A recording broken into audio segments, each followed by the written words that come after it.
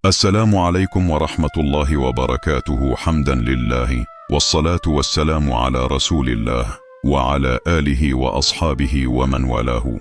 Rabbi adkhilni mudkhala sidqin wa akhrijni mukhraja sidqin waj'al li min ladunka sultanan nasiran. Allahumma lakal hamdu wa ilaikal mushtaka wa bikal mustaghathu wa antal musta'an wa la hawla wa la quwwata illa billah. Saudaraku, sahabat tercinta serta ayah bunda yang dimuliakan Allah, selamat berjumpa kembali di channel Di Ujung Zaman, sebuah media yang insya Allah akan secara rutin menyampaikan hadits-hadits dari pemimpin umat, pemimpin akhir zaman, baginda Rasulullah Muhammad Shallallahu Alaihi Wasallam. Semoga Allah menjadikan majelis ilmu ini sebagai cahaya di hati kita, dan semoga setiap lafaz yang terucap menjadi sebab turunnya rahmat dan hidayahnya.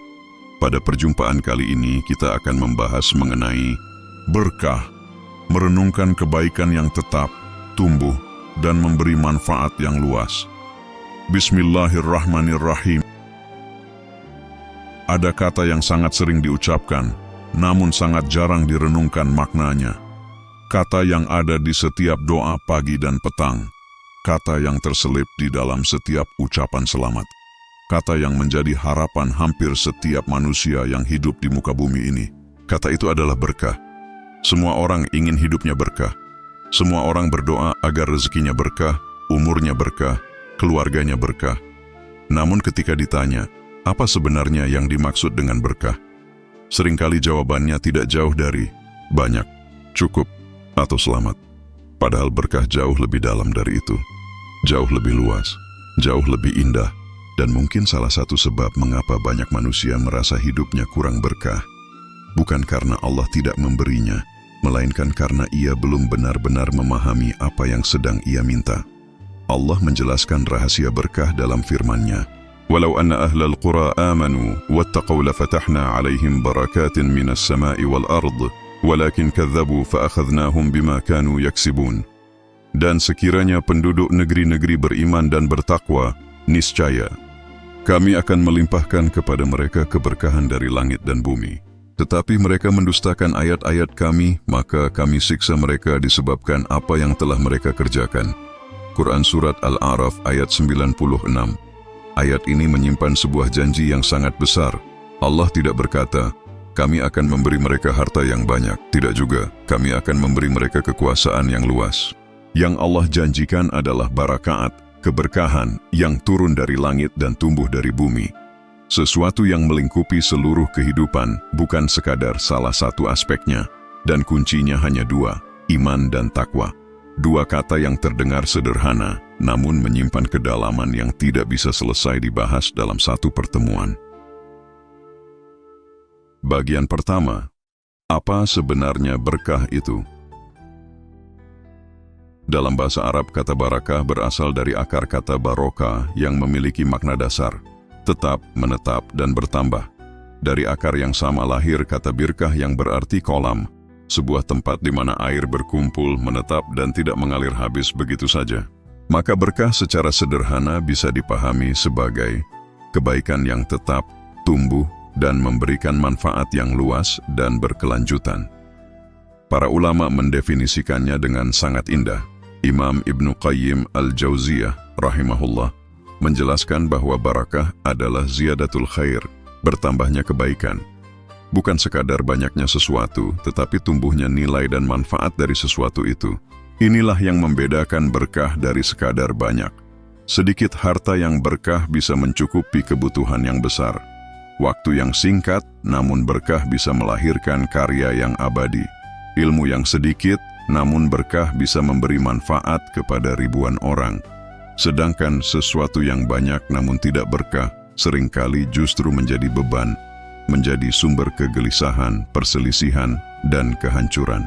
Dalam sebuah hadits disebutkan, An Ibni Umar radhiyallahu anhuma anna Rasulullah sallallahu alaihi wasallam qala, Allahumma barik lana fi Syamina wa fi Yamanina. Dari Ibnu Umar radhiyallahu anhuma, bahwa Rasulullah Shallallahu Alaihi Wasallam berdoa, Ya Allah, berkahilah kami di negeri Syam kami dan di negeri Yaman kami.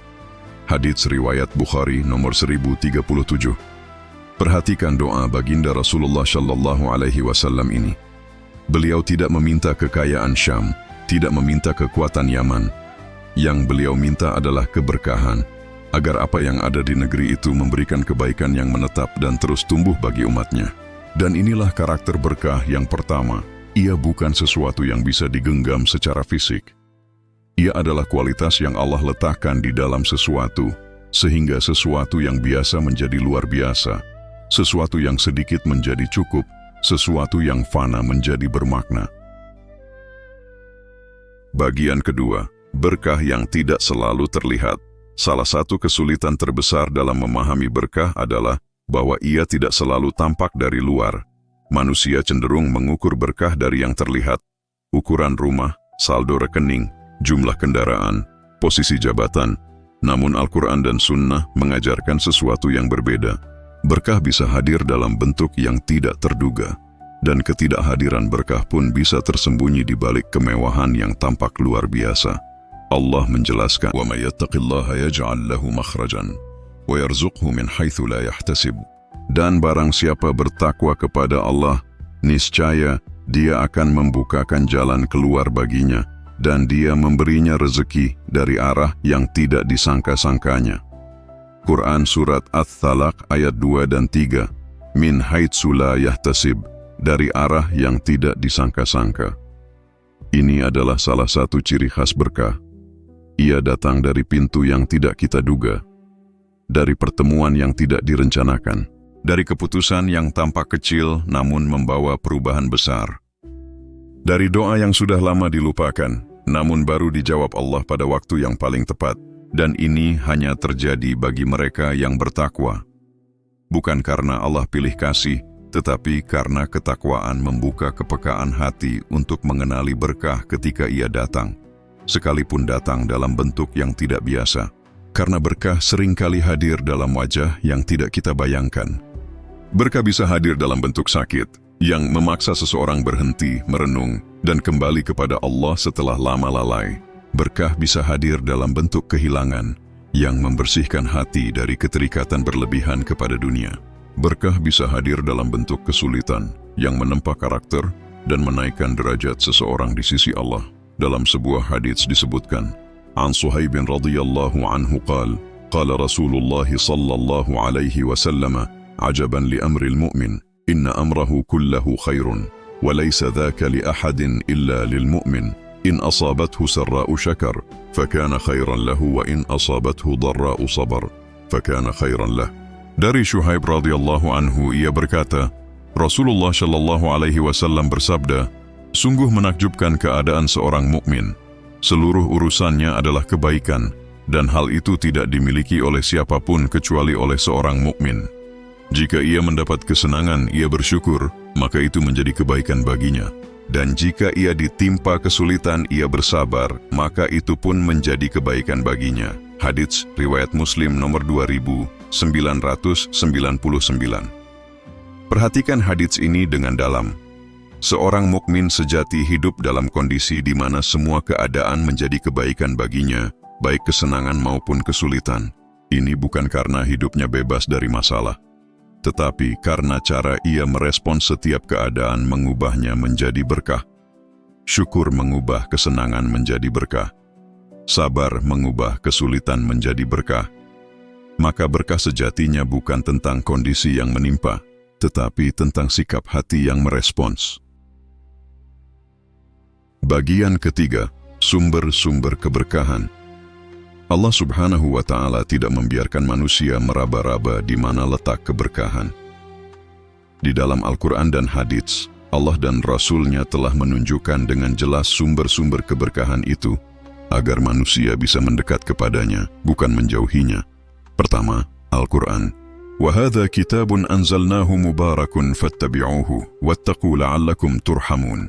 Dan ini adalah kitab yang kami turunkan dengan penuh berkah. Ikutilah ia dan bertakwalah agar kamu mendapat rahmat. Quran Surat Al-An'am ayat 155. Al-Quran disebut oleh Allah sebagai kitab yang mubarak, penuh berkah. Bukan hanya sumber hukum, bukan hanya panduan ibadah, tetapi sumber keberkahan yang nyata bagi siapa saja yang membacanya, merenungkannya, dan mengamalkannya. Namun perhatikan syarat yang Allah berikan, fattabi'uhu, ikutilah ia. Keberkahan Al-Quran tidak mengalir hanya kepada yang menyimpannya di rak atau memajangnya di dinding. Ia mengalir kepada yang mengikutinya, yang menjadikan isinya sebagai panduan langkah, bukan sekadar bacaan ritual. Hal ini dipertegas oleh hadits. An Uthman bin Affan radhiyallahu anhu qala Rasulullah sallallahu alaihi wasallam, khairukum man ta'allama al-Qur'ana wa 'allamahu. Dari Utsman bin Affan radhiyallahu anhu, ia berkata, Rasulullah sallallahu alaihi wasallam bersabda, sebaik-baik kalian adalah yang mempelajari Al-Quran dan mengajarkannya. Hadits riwayat Bukhari nomor 5027. Kedua, kota Makkah dan Baitullah. Inna awwala baitin wudi'a lin-nasi lalladhi bi Bakkah mubarakan wa hudan lil alamin. Sesungguhnya rumah ibadah pertama yang dibangun untuk manusia ialah Baitullah yang di Bakkah, Makkah, yang diberkahi dan menjadi petunjuk bagi seluruh alam. Quran Surat Ali Imran ayat 96. Makkah disebut Allah sebagai negeri yang mubarak. Di sanalah berdiri Baitullah, rumah Allah yang pertama dibangun di muka bumi untuk tempat manusia beribadah. Di sanalah Nabi Ibrahim alaihissalam berdiri, membangun dan berdoa. Di sanalah jutaan manusia dari seluruh penjuru dunia datang menanggalkan pakaian kebesaran dunianya dan mengenakan dua helai kain putih yang sama, menyejajarkan raja dan pengemis, pejabat dan rakyat, orang kaya dan orang miskin di hadapan satu Tuhan yang sama. Keberkahan Makkah bukan hanya tentang tempat secara fisik. Ia tentang apa yang terjadi di dalam jiwa manusia ketika berada di sana. Ketika kesombongan luruh, ketika air mata jatuh tanpa malu, ketika hati kembali menemukan fitrahnya yang paling dalam. Fihi ayatun bayyinatun maqamu Ibrahim wa man dakhalahu kana aminan. Di sana terdapat tanda-tanda yang jelas, di antaranya maqam Ibrahim. Barang siapa memasukinya, maka amanlah dia. Quran Surat Ali Imran ayat 97. Wa man dakhalahu kana amina. Barang siapa memasukinya, maka amanlah dia. Keamanan yang dijanjikan Allah di dalam Baitullah bukan sekadar keamanan fisik.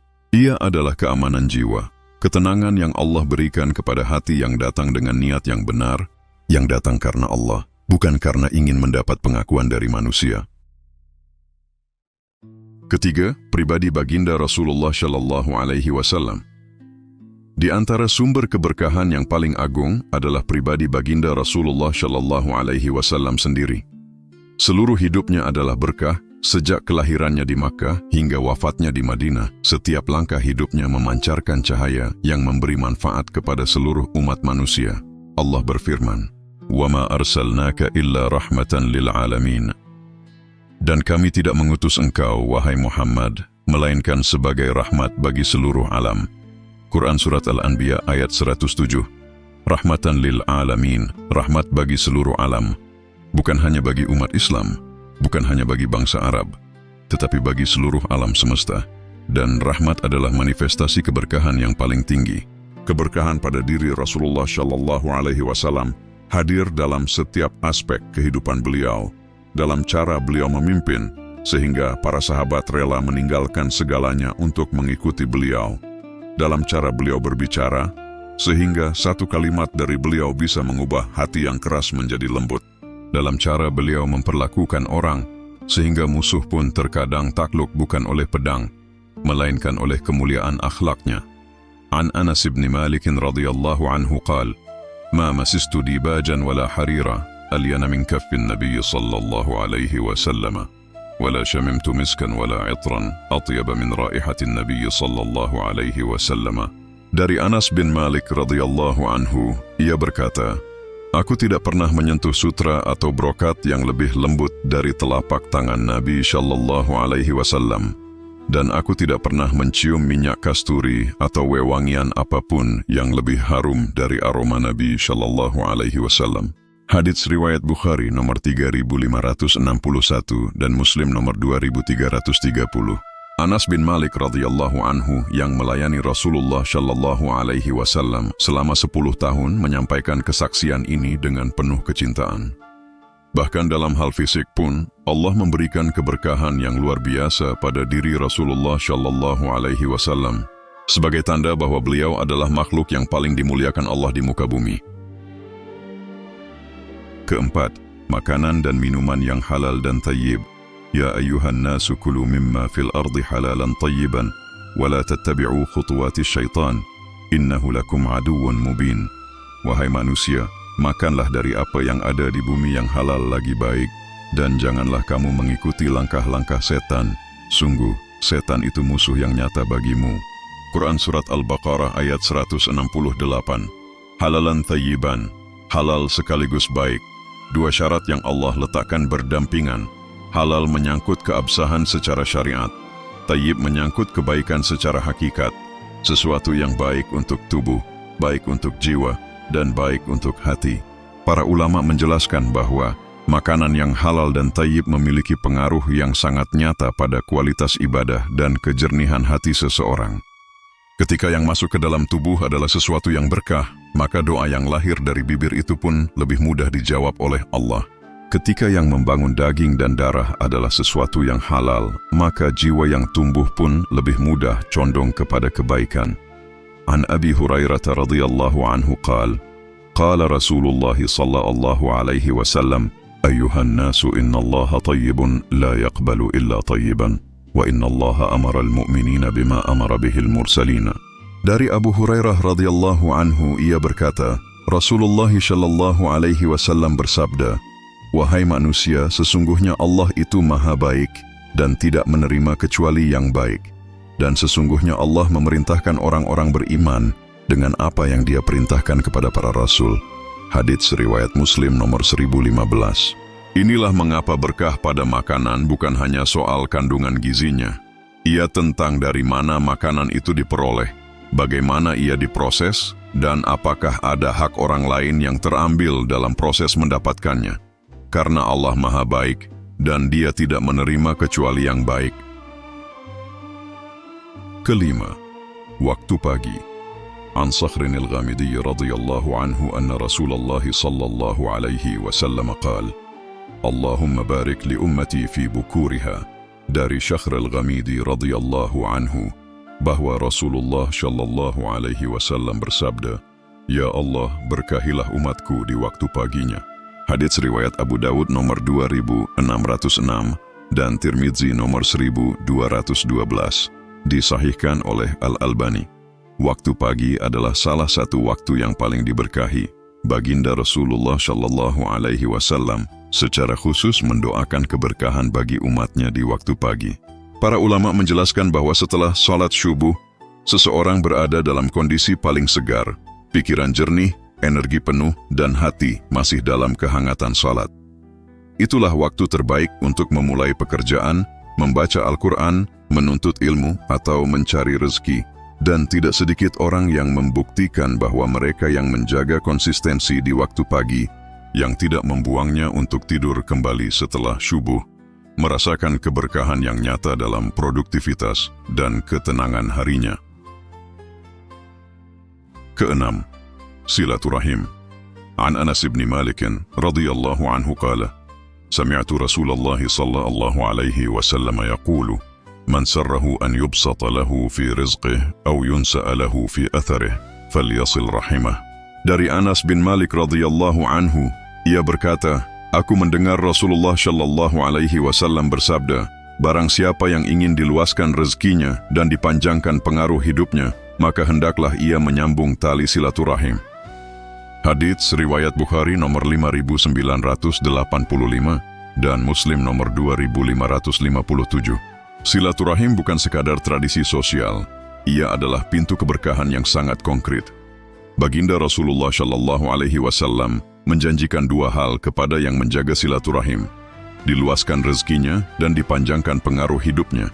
Bukan hanya umur secara angka, tetapi kebermanfaatan yang terus mengalir bahkan setelah seseorang tiada.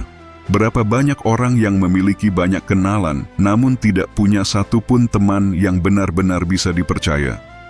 Berapa banyak yang memiliki ratusan kontak di ponselnya, namun tidak satu pun yang akan datang ketika ia benar-benar membutuhkan? Disinilah silaturahim yang tulus, bukan yang transaksional, menjadi sumber keberkahan yang tidak bisa digantikan oleh teknologi apapun. Bagian keempat, mengapa berkah bisa hilang? Jika Allah telah menjanjikan keberkahan kepada orang-orang yang beriman dan bertakwa, lalu mengapa banyak orang yang mengaku beriman namun merasa hidupnya tidak berkah?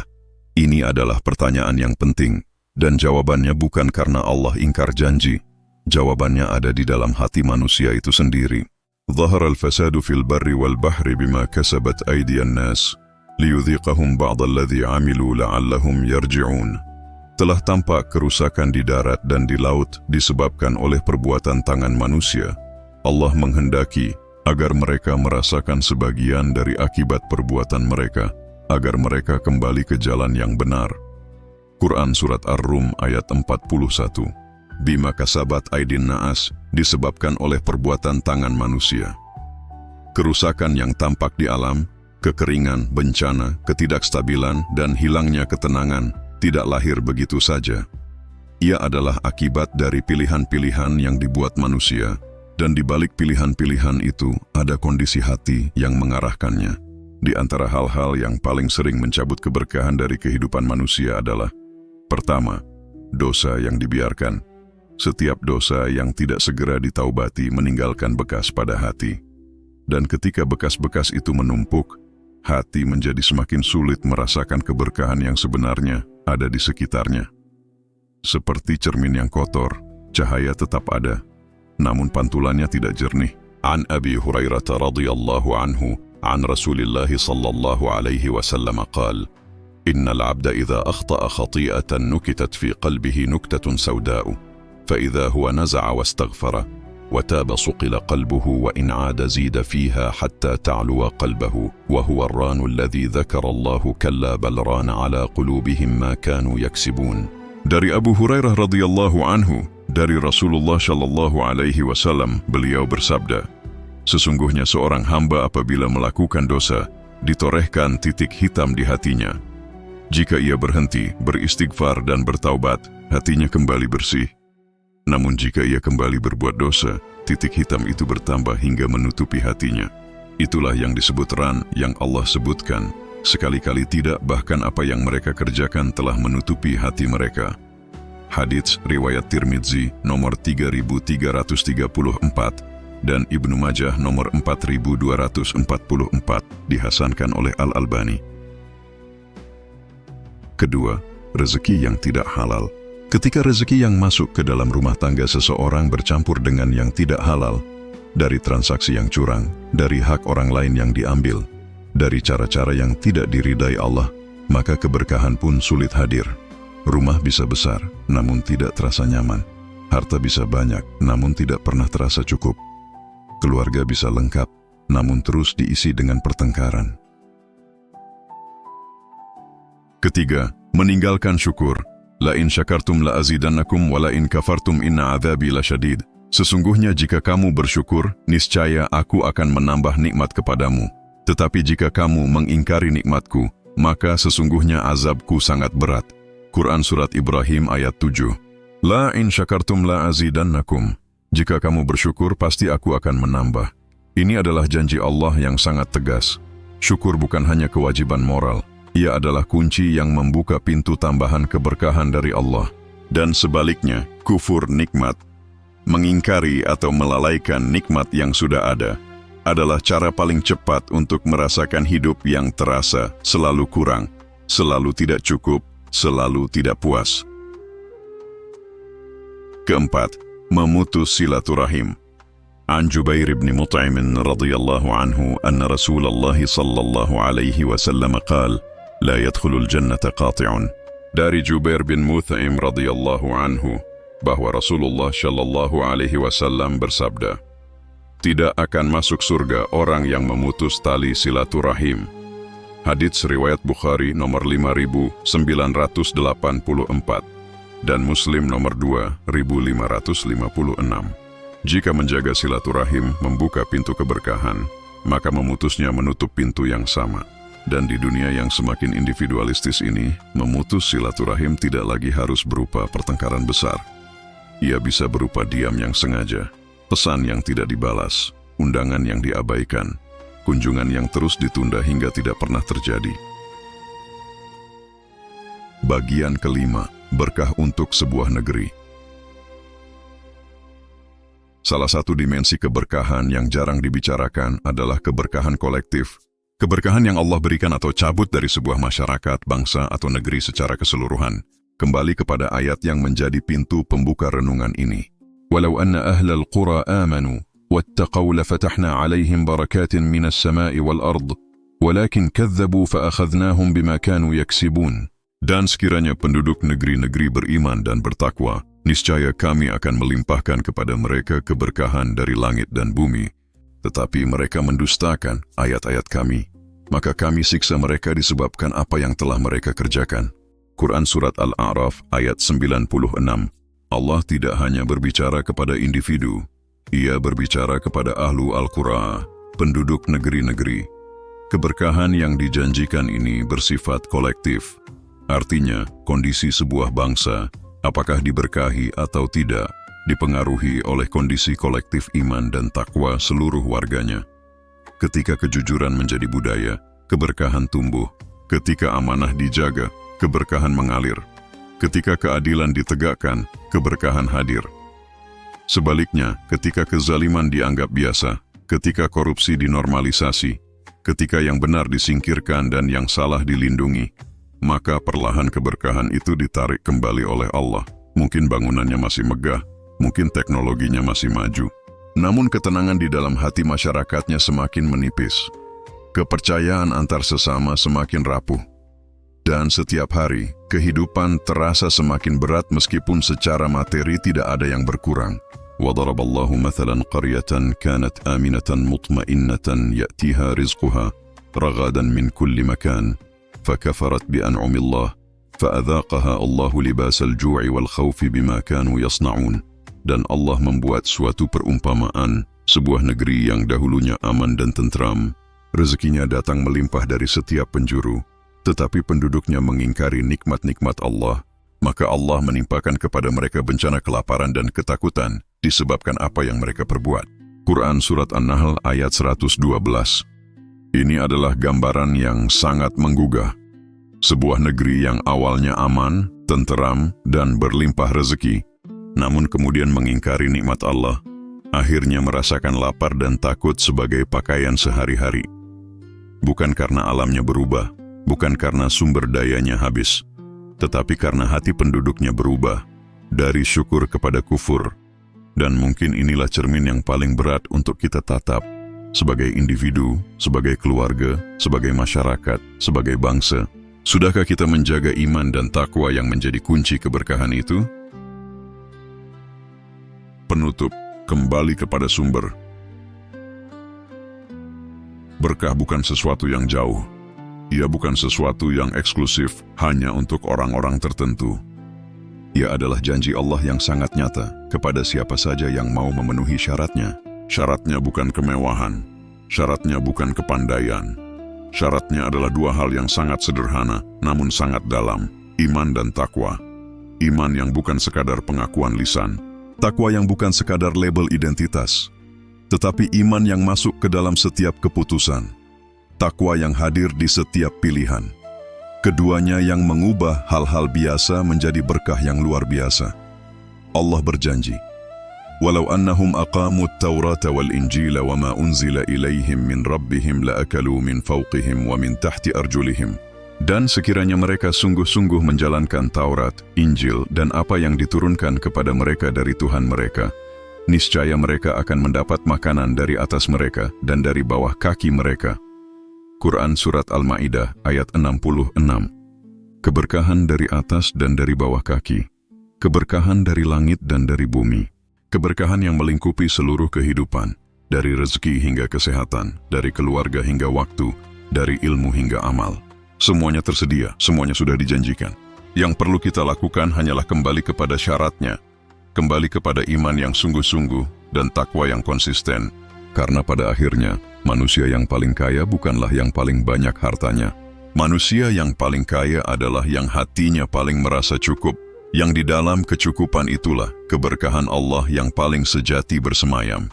An Abi Hurairah radhiyallahu anhu qala, qala Rasulullah sallallahu alaihi wasallam, laisa al-ghina an kathratil 'arad, walakin al-ghina ghina an-nafs. Dari Abu Hurairah radhiyallahu anhu ia berkata, Rasulullah sallallahu alaihi wasallam bersabda, kekayaan bukanlah dengan banyaknya harta, tetapi kekayaan yang sesungguhnya adalah kekayaan jiwa. Hadits riwayat Bukhari nomor 6446 dan Muslim nomor 1051. Ya Allah, anugerahkanlah kepada kami keberkahan dalam umur kami, agar setiap tahun yang berlalu semakin mendekatkan kami kepadamu, bukan menjauhkan. Anugerahkanlah kepada kami keberkahan dalam ilmu kami, agar setiap pengetahuan yang kami miliki semakin merendahkan hati kami, bukan menyombongkan. Anugerahkanlah kepada kami keberkahan dalam keluarga kami, agar rumah kami menjadi tempat yang paling nyaman untuk pulang, bukan tempat yang paling ingin ditinggalkan. Anugerahkanlah kepada kami keberkahan dalam rezeki kami, agar sedikit yang kami miliki terasa cukup, dan banyak yang kami miliki menjadi jalan kebaikan bagi sesama. Dan anugerahkanlah kepada kami keberkahan dalam seluruh amal kehidupan kami, agar ketika kami pergi meninggalkan dunia ini, ada kebaikan yang terus mengalir atas nama kami, meski kami sudah tidak bisa lagi menambahnya. Rabbana atina fid dunya hasanatan wa fil akhirati hasanatan wa qina adzaban nari. Ya Tuhan kami, berikanlah kami kebaikan di dunia dan kebaikan di akhirat, dan lindungilah kami dari azab neraka. Quran Surat Al-Baqarah ayat 201. Sebuah renungan tentang kebaikan yang tetap, tumbuh, dan memberi manfaat yang luas. Semoga bermanfaat. Di ujung zaman. Demikianlah pembahasan berkah merenungkan kebaikan yang tetap, tumbuh, dan memberi manfaat yang luas. Semoga memberikan manfaat untuk kita semua. Sahabat tercinta dan ayah bunda, jangan lupa like dan subscribe channel Di Ujung Zaman, juga aktifkan lonceng notifikasi agar tidak ketinggalan update video lainnya. Jika ada yang perlu ditanyakan, silakan tulis di komentar. Mohon maaf atas segala kekhilafan dan kekurangan. Jazakumullahu khairan katsiran, hatur nuhun kasadayana. Salam rahmat untuk semesta jagat raya dengan penuh cinta. Wassalamualaikum warahmatullahi wabarakatuh.